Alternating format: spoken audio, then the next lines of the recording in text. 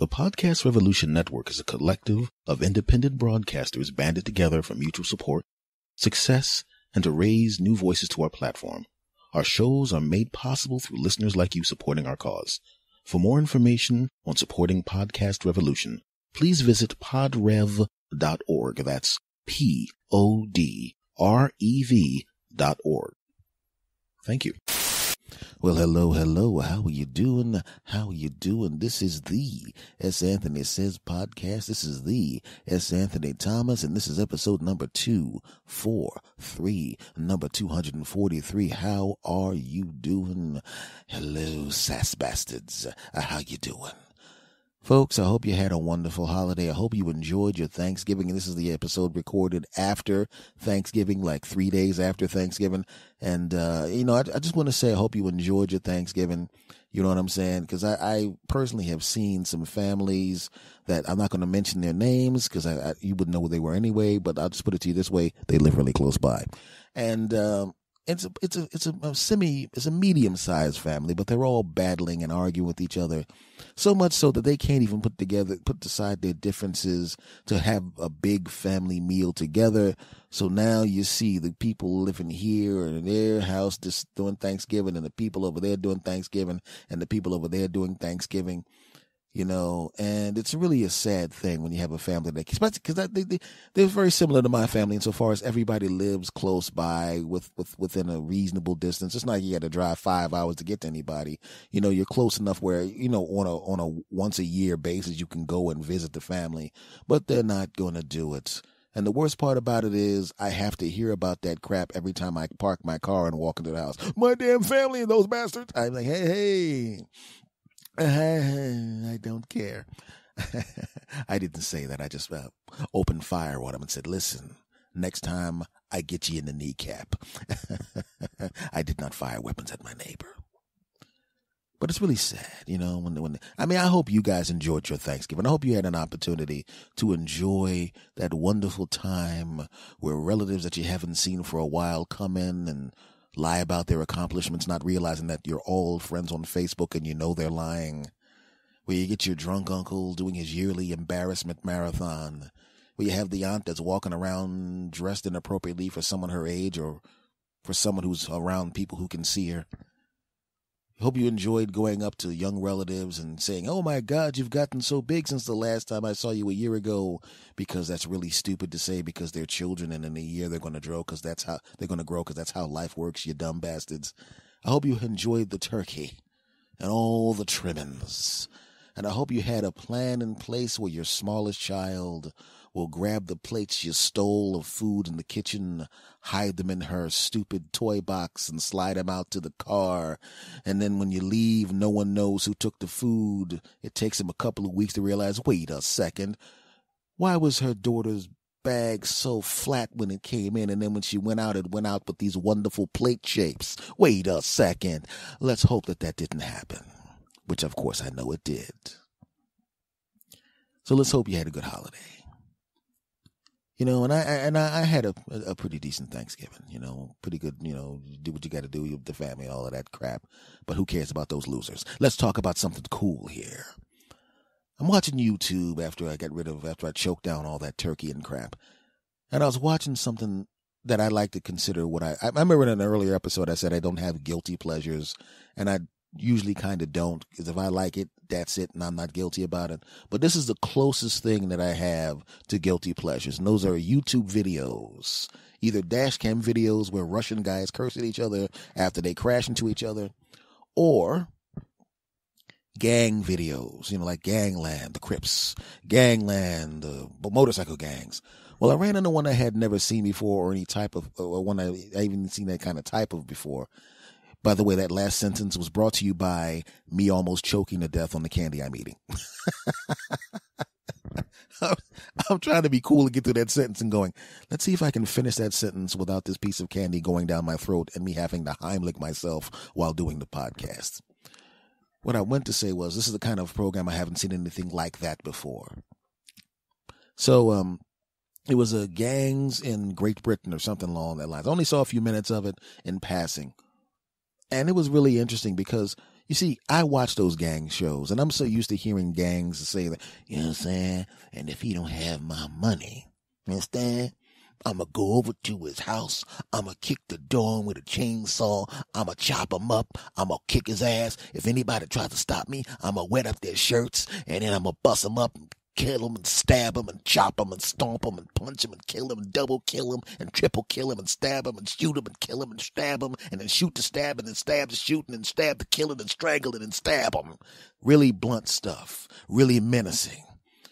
But when I'm watching this special, the gangs in Great Britain, the kids in Great Britain that are in gangs, at first the sound was down, so I couldn't hear the voices, but it looked like the regular thing. Guys with the ski masks on, they got the machine guns and all of that crap, and I'm going, this is going to be one of those menacing specials. This should be pretty interesting. I turn the sound up, and you see these guys, and all right then, right, if he don't have more money, all right, I'm going to go over there, and I'm going to give him the old kitten and the milk there, all right?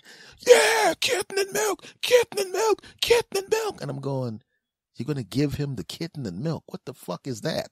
And as it turns out, it was just, and that wasn't exactly what he said. I couldn't remember the actual slang that he said, but whatever he said was the actual text of it didn't sound that menacing when you looked at the words themselves or heard the words themselves.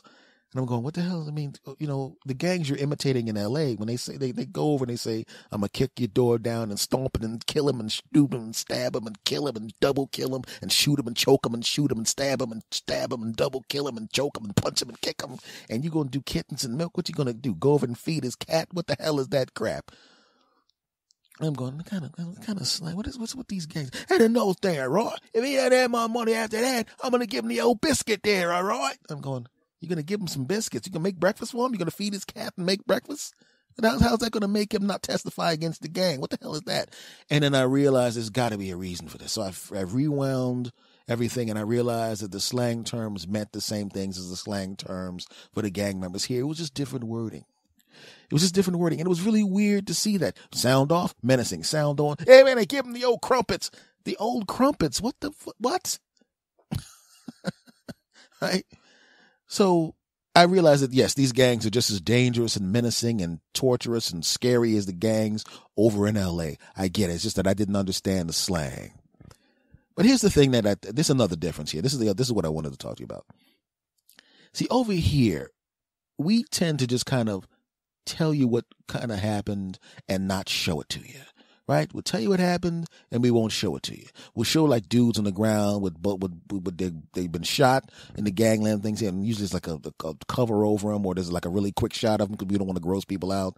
And they'll say, we have these drug mules that come from down south and they go all the way up to Los Angeles. And what they do is they take the drugs and they hide them inside their bodies. And then they kind of gloss over it. That's right. Dung, dung, dung, dung, dung, dung, dung, dung. The drug mules hide the things inside their bodies. And then they gloss over that part and go to the shootings. Well, in this special about the Great Britain gang members, they did warn you about stuff, but they warned you in such a way, in such a wonderful British way, that you heard what they said, but you weren't ready for what you were about to see. You heard it. You knew what they said, but for some reason it didn't register. And do not share. There's going to be disturbing language for those of you with soft sensibilities. Please be advised that the language will be rather rough. And also there will be violent images, and also the release of drug paraphernalia from bodies. And now the show. Now you heard that, and you heard what he said, release of drugs from the body. You heard that, but for some reason you didn't put it together. You don't know what he means. You kind of know what he means, but you don't really know what he means. And I didn't know what he meant, and I wasn't ready for it. I'm watching the special, and they have these hidden cameras, and they had a hidden camera in the bathroom. It was kind of underneath the sink, angled up so we could catch the whole bathroom. Guy comes in, I got these drugs, man. I got these drugs too. And they're doing the drug deal. And the guy goes, you ready to take the drugs up there? We got to make sure this is nice and safe. Yeah, I can take care of the drug. We're going to make sure it's safe. And the guy takes his pants down. And I'm going, I said, I know the thing is in the bathroom, but I know you want to have all the information for the audience, but you don't really have to show the dude going to the bathroom. I mean, even if he's still talking about the drug transaction while he's going to the bathroom, you can cut that part out. We get the message. We get it. Just, you don't have to show everything. And then I realized, wait a second. His pants are down, but I noticed the toilet was not where he was taking his pants down. So why is he taking his pants down? Oh, maybe he's changing clothes. Maybe he knows that the cops are on his tail and he wants to change clothes to make sure that they're looking for somebody in a different outfit. Okay, I get it. All right, I don't need to see this dude's ass, but okay, I get it. He's changing clothes so the cops will not be. He can lose the cops. I get it. The guy is now, the guy with his pants down is now taking a box from the other guy.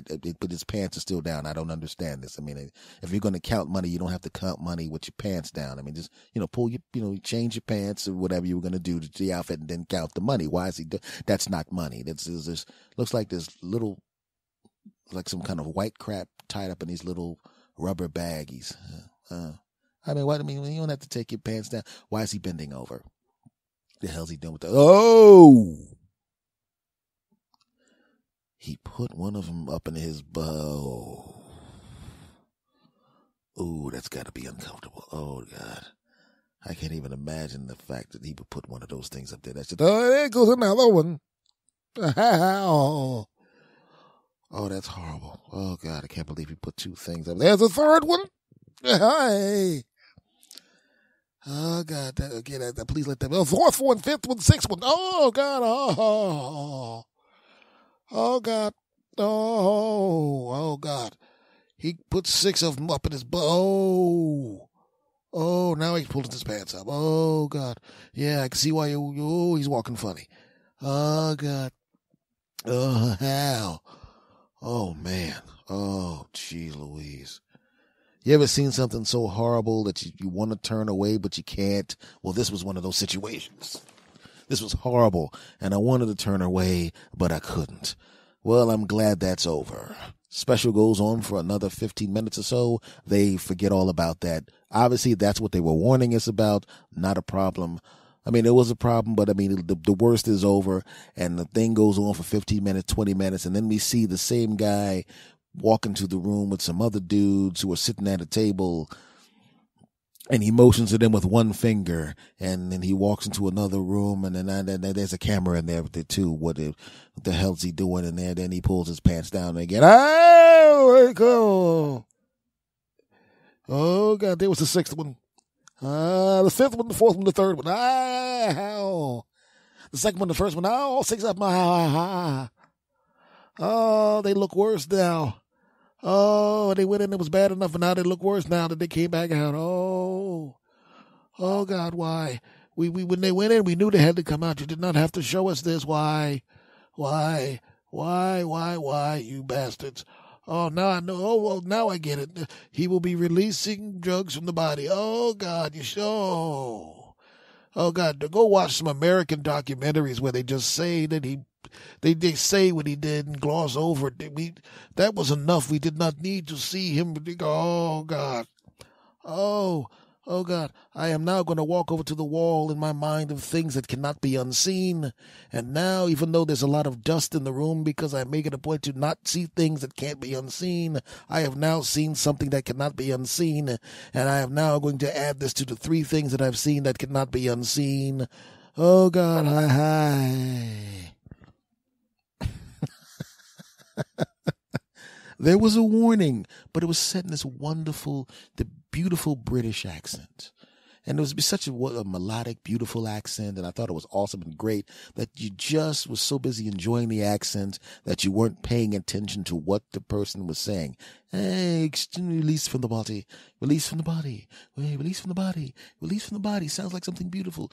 I have a song inside me, and I'm going to release it from my body. Even if you're talking about sexual stuff, I'm with my woman, and we want to have a child, and we're loving each other, and I'm inside my woman, and I'm going to release something from my body into her body, and then she will release a baby from her body. It's beautiful. It's beautiful. I'm getting a massage. Oh, I have all these knots in my back, and the masseuse comes in, or the chiropractor comes in, and he releases the knots from the muscles in my body. Release from the body. Release from the body. I've eaten a lot of bad foods, and now I want to lose weight. I'm going to now do a cleanse, and I'm going to release the toxins slowly from my body. Release from the body. Beautiful. It sounds beautiful. Release from the body. Release. Aha. Release a yawn. Ooh. But when he say release from the body, this is not what came to my mind. And even though I saw this a couple of days ago and I'm recounting it to you, and I'm trying my best not to say what it is because you know how I am pretty good at describing things and making you see them. You said it to yourself. You wrote to me and you told me you will do a really good job of telling a story and making me see what you saw. And you do a good job of that. Well, I care enough about you that I'm not going to use my powers to make you see what I saw. Let you see what I saw. I'm not going to do that to you. I love you too much to do that to you, but I think I might have done that to you, and I'm sorry. Oh, I mean, there's just certain things, and I still had a stomach full of turkey and mashed potatoes and gravy and crap and stuffing and crap, and I'm going, oh man, this is not something you need to see after that. Oh. I'm sorry, guys. Hold on for a minute. Okay, I'm back. And those are some of the guilty pleasures. Now, when I say guilty pleasures regarding that, I'm talking about the stuff that was not the part where the dude was inserting and getting rid of the drugs. Everything that was not that was the guilty pleasure. That was the, oh God, no, mixed into the guilty pleasure. You know, we all have guilty pleasures, right? You know, and I'll be honest with you, I'm not. I enjoy being online sometimes, not just when I'm doing like podcast stuff and hanging out with my friends, just in general, looking at crap and reading stupid crap and looking up stupid crap that doesn't make any difference to me. You know, just knowledge, just for the sake of knowledge, even if it's stupid knowledge. You know what I mean? You kind of nerd it up sometimes. I know you do. Everybody does. You know, I don't even, people go, well, how about sports? Is that a guilty pleasure? No, it's fun. It's fun. It's fun to watch sports and it's fun to be online. There's nothing wrong with that. You don't have to always have to be doing something incredibly important and incredibly world changing every 5 seconds.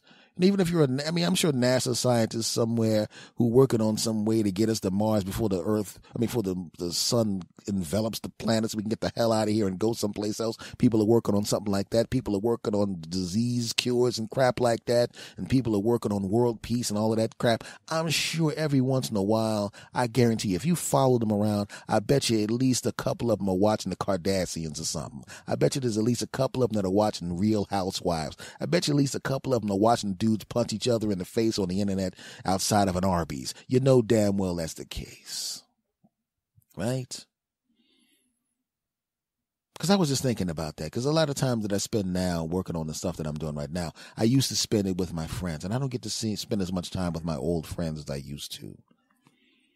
And I don't think you get to spend as much time with your old friends as you used to either. And I'll tell you why. The simple fact that we have the internet and we have the mobile phones and we have, all of these social media sites and we can get in contact with anybody as easily as possible and as quickly as possible, that has actually separated us. And I know that sounds stupid. How can technology that makes it easier for us to contact each other separate us? I'll tell you why. Because it's so easy.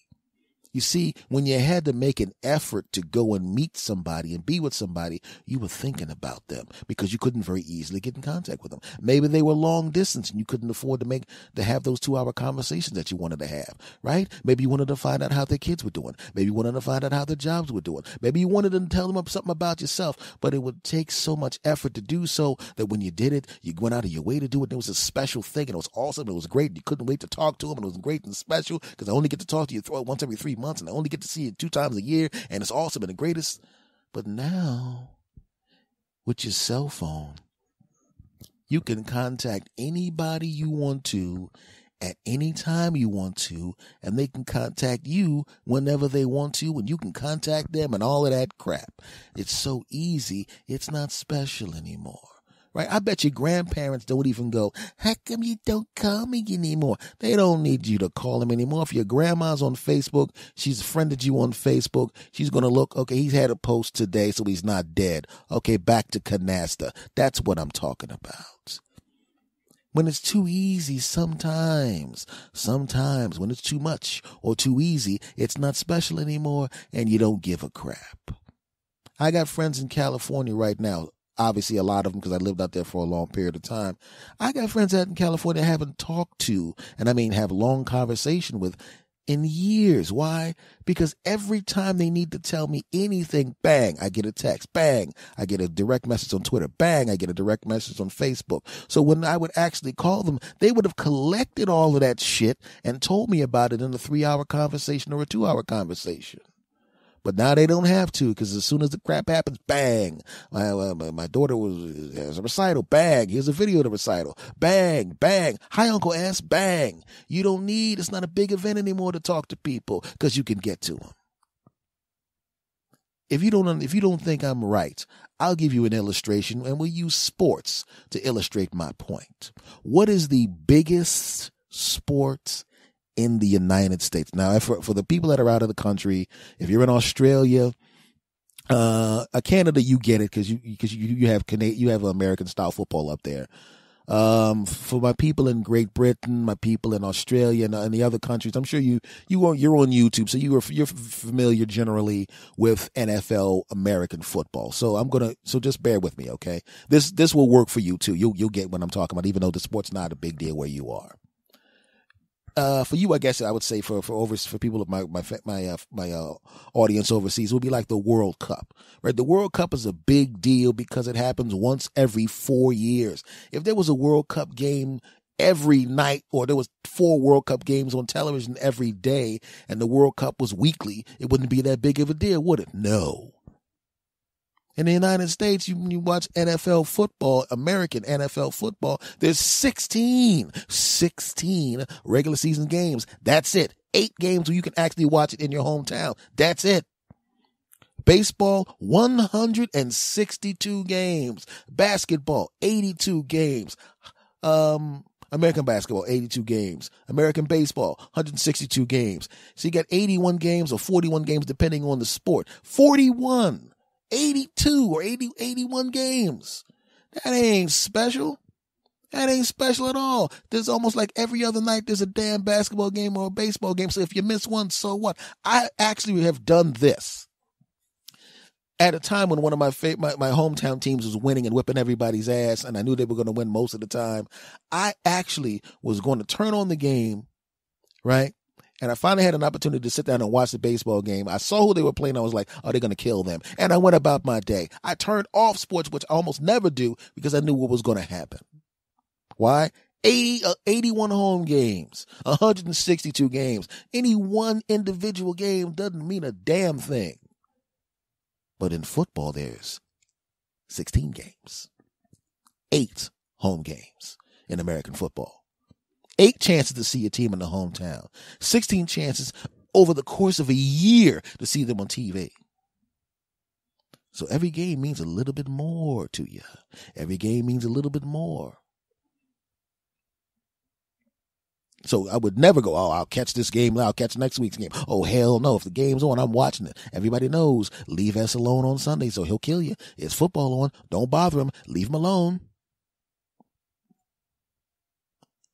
So think about this.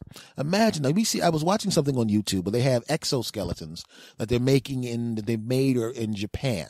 And they're using them for people that work in warehouses so they can lift up heavy objects, and also to stop the stress fractures and the muscle pulls and the repetitive motion injuries that people have, whether they're caregivers lifting up people in a nursing home or, like I said, working in a factory.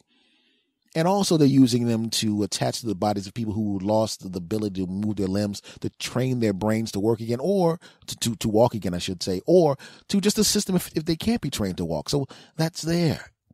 The technology is coming. Now, imagine, for the sake of argument, that they found a way to make a very light, durable exoskeleton for football players in the NFL, which would allow them to play the same way they're playing now, but would stop them from having injuries. Say, for the sake of argument, they would have the same level of injury playing an a physical NFL, American NFL football game. They would have the same level of injury as they would have getting up out of their chair, walking into the kitchen, getting a cup of juice and walking back. No injuries at all. Well, do you think that they would only be 16 games then? No, because there'd be no wear and tear on the bodies. They'd have the ability to play even more games. So what would they do? They would go, hey, let's make it 20 games. Let's make it 30 games. Hey, let's make it 40 games. Hey, you know what? You're not getting hurt. Let's make it like baseball. 162 NFL games. Yeah. It's not like you're getting hurt or anything, right? Now, if that was the case, do you think football would still be the number one sport in the country of the United States of America? Hell no. You know what happened? The same thing that happened when I was playing baseball. There'll be another one on tomorrow. I'll catch the Eagles tomorrow. You know, don't they have 3 games this week? Catch the Wednesday and Friday when I ain't got time for that crap now. That's what would happen. And that's what's happened to our friends. It's so easy to get in contact with them. It is not special anymore to talk to them because you can talk to their punk asses anytime you want. Now, I know my friends in LA are listening to this right now, mainly because they said, hey, I'm listening to this right now. And I'm going to say right now, my friends, we got to talk together to each other more. You know, we got to hang out a little bit more. And I know to my sass bastards, if you got friends and family, I know you got them on Facebook. I know you got them on Twitter. I know you got them on whatever the other that crap is. I know you got that. And I know at any point in time, you can just flip your phone up into your hand, press a couple buttons and send them a text because the baby got an A and hey, we anniversary this and hey, look at it. I know you can do that and they have all the information, but it's not the same thing as actually being in the same room with them, hugging your mom, hugging your sister, hugging your brother, hugging your uncle, picking up your drunk uncle off the floor instead of just watching pictures of him on the floor, watching the video and going, should I like this on Facebook? I mean, I don't like the fact that he's on the floor. I mean, I don't know. And I definitely don't want to repost it because that's kind of embarrassing. I don't know. These emotional things that they gave it. They got the like, the heart, the wow, the sad and the angry. And I don't feel any of those. Where's the oh God, what's he? Is there an oh God, why is he doing this again emoticon? Or is there a hey dude, I thought why'd you stop going to AA, you drunk bastard? Or is there a what the hell is wrong with you? I don't know how to respond to this on Facebook. All I'm saying is can we do this? I know the technology is there and I know I'm sounding like an old guy. But I ran across an old friend of mine that I hadn't seen in a while, and we'd been texting back and forth. And we actually stood on the corner, 2 guys, where he may be like a year older than I or so. And we just sat there. We stood there, and we talked like 2 brothers. We shook each other's hands. We gave each other the bro hug. We stood there. We talked like 2 human beings. And had we contacted each other on Facebook and all that crap, of course we had. But this was 2 dudes who liked each other, who grew up together, who knew each other, and we talked face to face. Wasn't on the screen. You know, it wasn't Google plus this or Hangout that or Skype this, none of that crap. We talked face to face. I talked about guilty pleasures a little while ago. And isn't it kind of weird that when you actually run into somebody you know and talk to them face to face, that human contact with someone you care about is a guilty pleasure now? Isn't that weird? It shouldn't be a guilty pleasure to actually shake the hand of somebody you grew up with. And it shouldn't be a guilty pleasure to hang out with somebody you care about and talk to them face to face. It should just be the way it is. The human contact should be the fucking meal, and the social media should be the dessert or little, like a little thing off to the side there, not the other way around. And I mean that, right? I think that's a good thing. I know I'm sounding like an old guy when I say that, right? But I think we should actually just kind of talk to each other as human beings face to face every once in a while. It's better that way, right? I mean, I know that having watched as much porn as I've watched today, I would really like to have the Blasian MILF with the medium-sized breasts and the giant buttocks. I would like to see her face to face. Also with her 2 friends that came with her in that movie. Blasian MILFs with medium breasts and large buttocks and her 2 friends. I would like to, I probably should have, I should probably not have said that I was making a good point and then I told on myself. And by the way, I don't even know what a Blasian MILF with a medium-sized breast and large buttocks looks like. I have no idea. And I don't even know what Blasian means. Anyway, folks, what I'm saying is, let's all get together as one and hug one another. Right? Human contact should not be a guilty pleasure. No, it shouldn't be. Yeah. Love. If there's any Blasian MILFs out there with medium-sized breasts and big buttocks and friends who want to get it on, please contact S. Anthony Thomas. They can still hear this.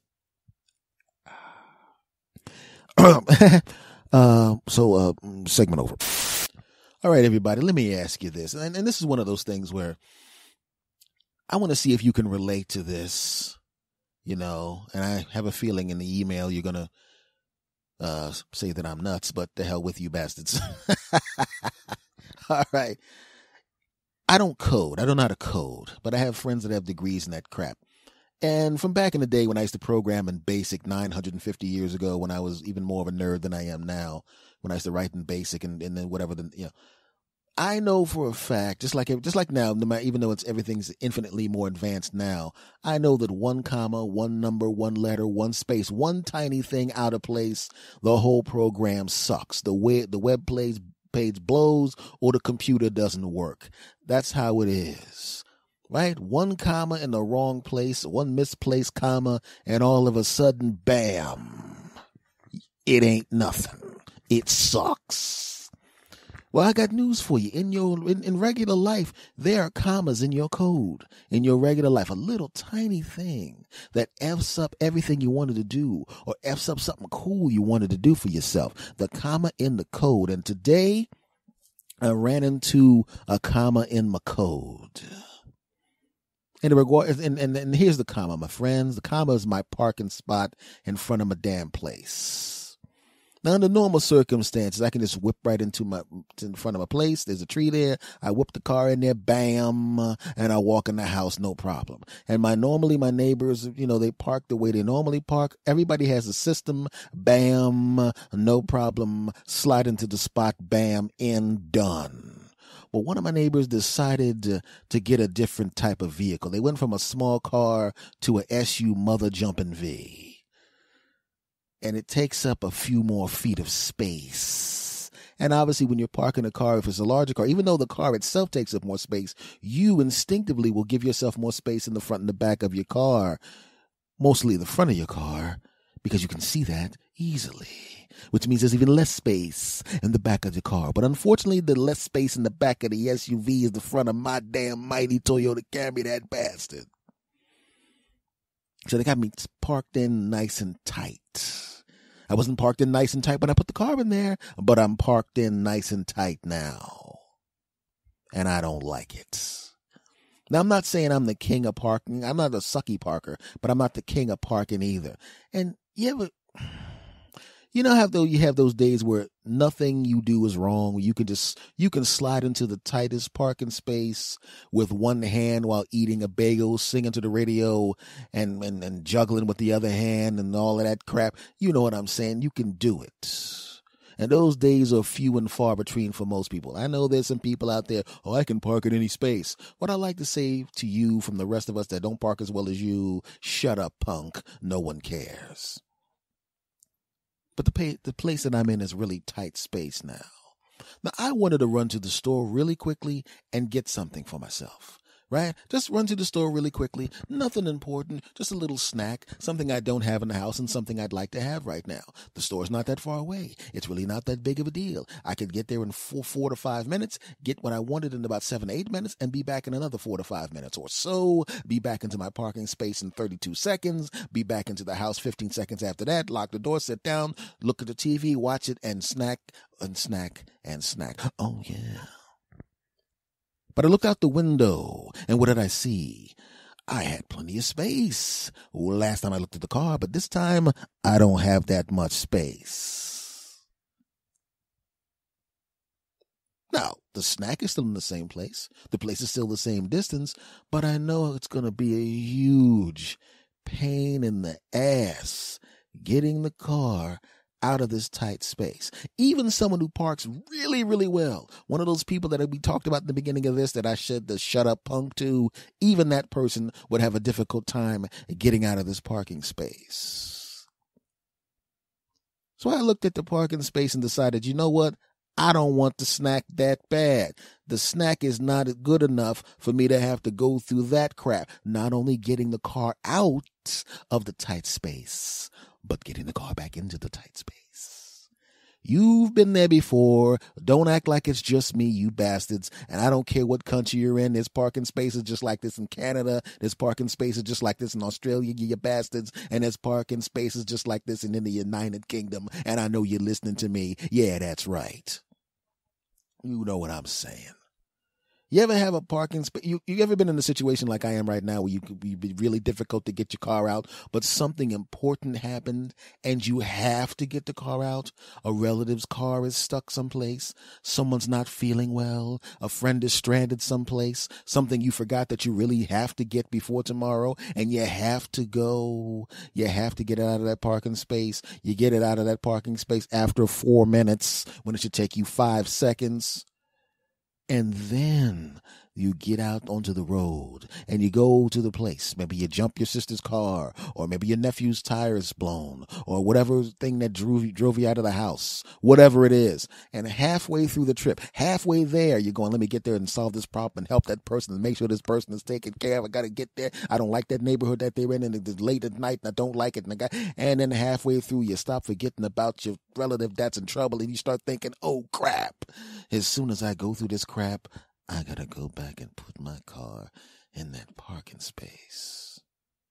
And it's amazing how much something like that will just sit in the back of your mind. It'll sit in the back of your mind and just torture you. It's like being in school when the school bully tells you they're going to kick the crap out of you and it's 2:00. You still got an hour left in school and you start forgetting about it and you're doing your homework and you're talking to your friends, and then you catch a glimpse of him or her, if you're a girl, doing that, putting their fist to their eye and looking at you, and you're going, oh crap, I almost forgot about the ass whooping I'm going to get after school. You know it's coming. You know there's nothing you can do about it. You know you're going to get it, and you still have to function until 3:00. You're looking at the clock. It's now 2:05, 2:30. Oh no, 2:45, 2:59.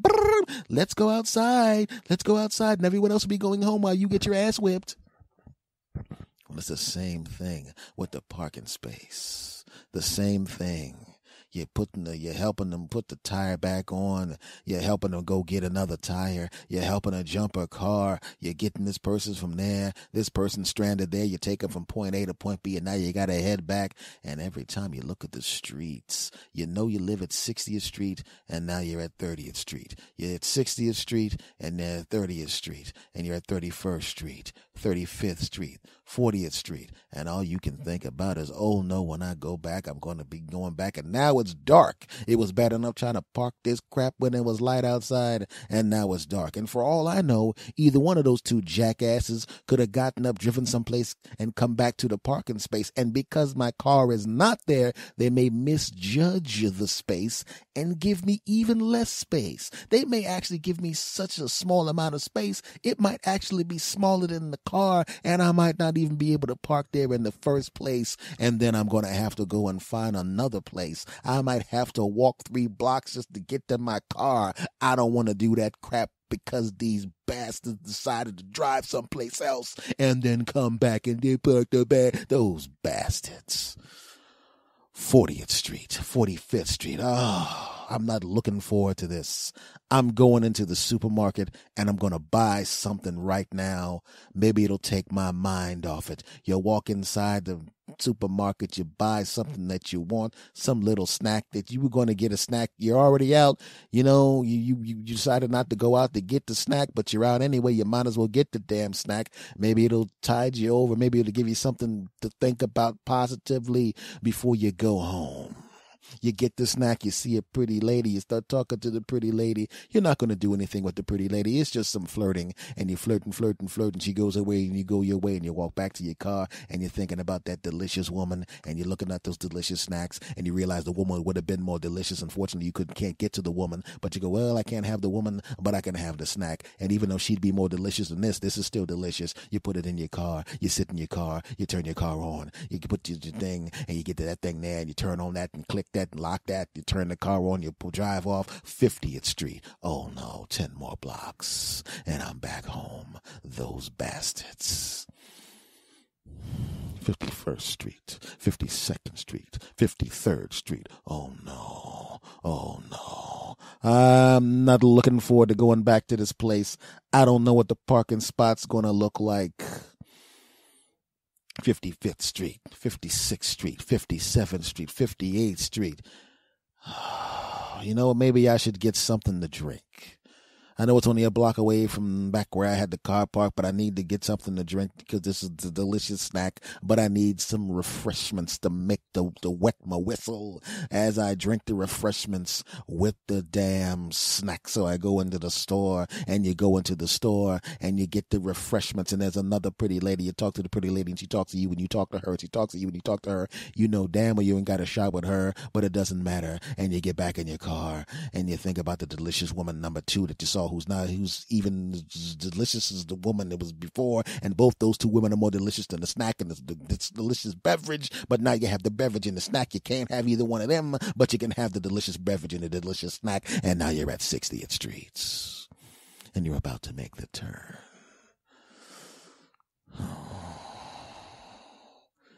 And the damn street lights out great. You're driving up, you're driving up, you're driving up. And there's the parking spots. Oh no. You pull up next to the car in front, you angle it back, you slide it wrong, you come back out. You angle it looking wrong, you come back out again. You angle it back again, not even, that's even worse, and you go back out again. You angle it back in again, and you park it badly. It's not parked perfectly. It's not obstructing the street, but it's not parked as perfectly as you wanted it to be, and this whole thing took 7 minutes. You walk up the steps, you walk into your house, you put the delicious snack down, you put the delicious beverage on, you turn on the football game, and it's a good game. And you're watching the game, and you're eating your snack, and you're drinking your drink, and you're going, this is a delicious drink and a delicious beverage, not as delicious as those two women would have been, but this is delicious. And guess what? There's someone in there, and you look to the side of the room, and there's that bully putting his fist over the eye again going, you know damn well you want to go back outside and make that car look better, because your car looks like crap parked like that. Everybody's going to come outside tomorrow and see your car parked like that, and even though everybody knows you don't drink, they're going to think, well, he must have gotten drunk tonight, because there's really no excuse for his car being parked like that. Or even worse, they're going to come outside tomorrow, and the car parked in front of you and the car parked in behind you will be gone, and now the way you parked is going to look even worse. You see, if you come in and you park badly, sometimes the cars in front and back of you will instinctively line up with your car just out of habit. So you all suck. All of you park badly. And people will go, well, maybe that's just the way they parked. But in this case, they were parked correctly, and your punk ass is parked badly. You can't even enjoy the game and the delicious snack and the delicious beverage anymore. Why? Because you're thinking about the way you parked outside, you no parking bastard. And you fight and you fight and you fight yourself. You watch the whole game. You refuse to go out till the game's over, till the snack's gone, till the delicious beverage is gone. And you realize you know what you got to do. You got to go back outside, and you got to line that damn car up. Even if it takes you 20 minutes, you're going to line that car up. You hope none of these jackasses come outside and move their car to make it easier for you. It'd be embarrassing, and you hope they don't notice. You put your clothes on, you put your coat on, you head towards the door, then you go to the bathroom. I don't know why you go to the bathroom. You could have just gone out to the car. You're trying to stall again. Get out of the bathroom. You know there's nothing in there to come out, punk. Get back downstairs and get outside and work on that car, you no parking bastard. You go outside and you get in your car. Yeah. And as you're getting in your car, the neighbor behind you goes, "Hey, what's going on? Just getting in?" "Yeah, I'm just getting in." "Oh man, let me get out of your way. I don't want to, I'm glad I'm leaving now. Make it a little easy for you to park." "Hey, no problem, seeing as how I just got here. I definitely did not park badly, go in a house, feel really bad, and then come back out and try to do this before anyone found out about it." And they pull away, and then you slide your car in easily, and all is right with the world. Oh yeah. I really wish that was the case, because right now my car is parked properly, looks good, because it was parked without those two cars in front of me and the back of me. And there's a part of me that wants to go out and get that snack. And there's a part of me that hopes that no one gets stranded, because I don't want that scenario that I just described to you to come true, those bastards. So I will now be snackless. Snackless. Not because I can't afford the snack. The snack doesn't cost that much. Not because the snack is far away. It's not that far away. But because my two neighbors have the nerve to park so closely to my car. Damn you, neighbors. Granted, you didn't do anything wrong, but it slightly inconveniences me, and that's all that matters. I'm sure you can all relate to that, right? Right? Right? I mean, you guys have been listening to me for like 3 years. I mean, this will be a good time for you to, to help a brother out and like agree with him. He's kind of, you're going to just leave me hanging out here like this? Really? Is that the kind of person you people you are? Huh? You bastards.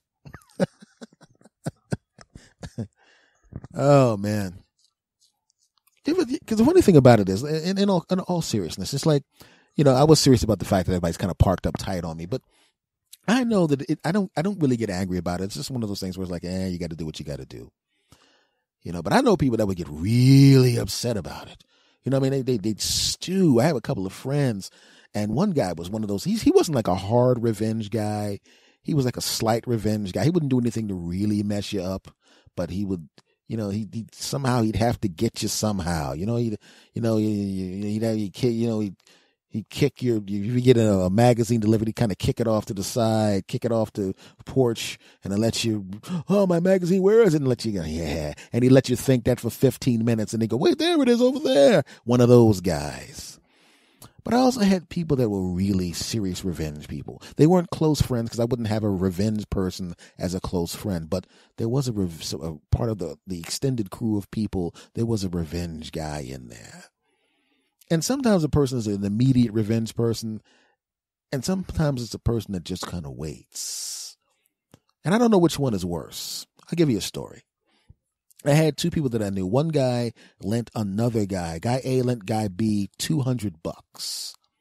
Right? Guy B wanted his money back. Guy A promised to give him his money back. But when it came time, Guy A did not give Guy B his money back. Now, Guy B doesn't really need the money. I mean, it's his money and should get it back anyway. But Guy B doesn't really need the money, but it's the principle of the thing. The $200 is really not that much money to Guy B. It's a lot of money to me.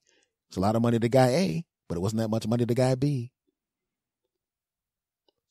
So Guy B is trying to get his money back from Guy A, and Guy A is avoiding the crap out of Guy B. And I'm thinking maybe he's avoiding him because he doesn't have the money. But unfortunately for Guy A, Guy B, and me and everybody else are all on social media together. So Guy B, thinking he's not going to get his money back because Guy A doesn't have the money, starts to see Guy A spending money out in the town, buying stuff, doing stuff that's not important, not buying clothes for the kids or anything like that, going to Applebee's and Chili's and Chi-Chi's and going drinking at the bar and wearing a new jersey. He's got a new jersey. Wait a second, how's he doing all of that crap and he don't got the $200 to give the money back to me, says Guy B, and Guy A doesn't say anything because he's hiding from him. Now, I know eventually Guy B and Guy A are going to wind up in the same place. We're part of the same extended crew of people. We don't see each other all the time, but we see each other enough. We run into each other, and I know eventually Guy B and Guy A are going to be in the same place. And I think Guy B wants to kick Guy A's A. And that would be very funny. See what I did there? Anyway. So what happens is we go to a party, and the party what everybody's going to. And then as it turns out, Guy A didn't think Guy B was going to be there. Guy B was supposed to be someplace else working. But Guy B was lying. Oh, yeah. Guy B waited until he knew Guy A was coming. And then he got there first. He parked far away. So Guy A would not see Guy B's car. Oh, yeah. And we all know Guy B's there when we're waiting for Guy A to get there. And we're all going, oh, no, this is going to be interesting. Oh, yeah. Now, as it turns out, like I said, Guy A owes Guy B $200. And he has it now, but now he doesn't want to give it back. I don't know why. Maybe it's because he's a piece of S. And not S meaning me, but S meaning shit. Moving on. And as it turns out, everybody has to park on the street. They can't park behind in the parking area because there's a problem in the parking area. You can't drive through the parking area because your car tires will get effed up, and everybody knows not to go there. Everybody told everybody, don't park there, don't park there, don't park there. And then all of a sudden, Guy A shows up. And nobody knows Guy A is showing up, but Guy B is making it the point to look out the window and wait for Guy A. And then he walks outside, and we see Guy B walk up to Guy A, and we're going, oh no. And Guy A goes, hey, Guy B, how's it going? And Guy B says, hey, buddy, how's it going? And Guy A's waiting for Guy B to ask for the money, but he never does. He just have a little pleasant conversation. And then Guy B motions to Guy A. And where does Guy B motion to Guy A? He motioned to Guy A to drive into the parking area where everyone was warned not to go. Oh, no. Guy A drives into that area. All four tires fucked up. Oh no. He has to buy 4 brand new tires. Cost $260. Now, what's that mean of Guy B to do that? Yes. Would I have done that? No. Did Guy A deserve it? You're damn right. Now, as it turns out, Guy B never asked for the money back from Guy A. As it turns out, his revenge was a little different. At a certain point of being avoided, it wasn't even about him getting back the $200. He didn't care about that anymore. He just wanted to make sure that Guy A was out at least that amount. Right? He never got the $200 back. But Guy A had to pay way more than that. Oh, yeah. See, that's how revenge works with some people. Sometimes it's not even about you getting back something from the person. It's about the other person getting tortured at the exact amount that you got tortured, right? Somebody dumps you and treats you like crap. You don't necessarily want them back, but you do enjoy when you find out that something just like what they did to you happens to them. You don't want them back, but you love every second of it, don't you? Oh, of course you do. You love it, you bastards. Oh, yes, you do. Now, I'm not a revenge guy. Never been a revenge guy. No, I'm not, you damn it. You know, I'm not one of those guys that wants to get back at everybody and crush everybody and destroy people and all of that crap. That ain't me. But I do know it happened to me one time, you know. It happened to me one time. And bad stuff happened to the person that did bad stuff to me, and I gotta be honest with you, I freaking loved it. But I'm a nice guy. Don't get me wrong. Just don't get on my bad side, you bastards. Yeah, that's right. I'm talking directly to all of you. Yeah, that's right. You listen to me on your phone. Yeah, I remember one time, I'm you right there. You know who I'm talking about. You know my podcast comes out midnight on Monday, and you didn't listen to me until Wednesday? How dare you? How dare you? I'm watching you. You better start listening immediately. Yeah, I said it. You want me to get this revenge? Segment over. Well, folks, this has been episode number 243 of the Yes Anthony Says podcast. I want to thank you very, very much for once again spending this time with the Yes Machine. Thank you very much. Thank you very much. And now, the crap I have to say at the end of the show. The social media for me is all basically my name. For me specifically on Twitter, it's at S. Anthony Thomas. For the show, it's at S. Anthony Says. The Instagram is at S. Anthony Thomas. I am on Stitcher Radio, TuneIn Radio, iTunes, Google Play Store, and of course the Podcast Revolution Network. I am everywhere. All you gotta do is go to Google, type in S. Anthony Says, and my punk ass shows up. That's right. And the show also has a website, and you're never gonna guess what the website for this podcast is. I know it's gonna shock you.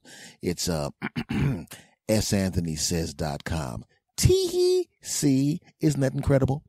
Thank you very, very much for everything. I really do appreciate you cats and kitties, dudes and dudettes listening to this crap on a regular basis. Make sure you tell a friend to tell a friend if you like this show, and I know you do. If you love this show, and I know you do. Tell your friends to listen. Listen to this in the car with your friends. Tell your friends to subscribe. Let's all get together and build a wonderful universe of people listening to my dumb ass, huh? Isn't that what's important? If you love the show, and I know you do, if you listen to me on iTunes, and I know you do, or wherever you listen to me, do me a favor. Go and rate and review this program. It's very important that you rate and review this program and suggest this program to friends. We're trying to build this audience as big as possible, because the larger the audience gets, the happier I get. And then the stuff that I found in your phone, because when you play me in your phone, all of the disgusting things you save in your phone all come to me, and I won't have to release that stuff out and embarrass your asses. So get it done.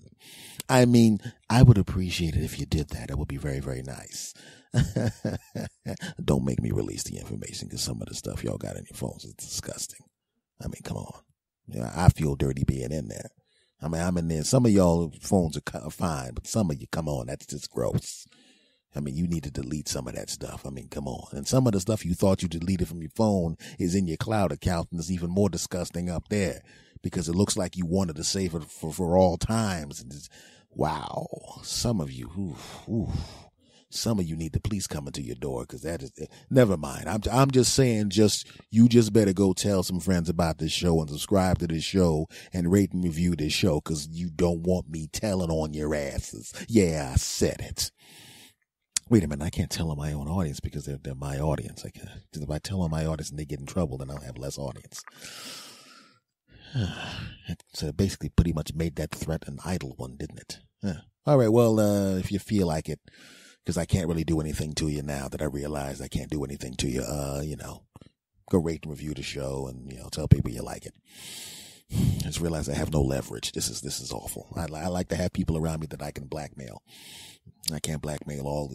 There's too many of you to blackmail. So, maybe I can make an example out of one of you. Nah, I'm not going to do that either. I'm just going to, do a show that I hope you like. Much love to all of you. I really appreciate you, cats and kitties, dudes and dads, for listening. The email address, if you want to contact me, is talktosanthony@gmail.com. And I love hearing from you. And I look forward to hearing from you after this show, and I look forward to talking to you again next week.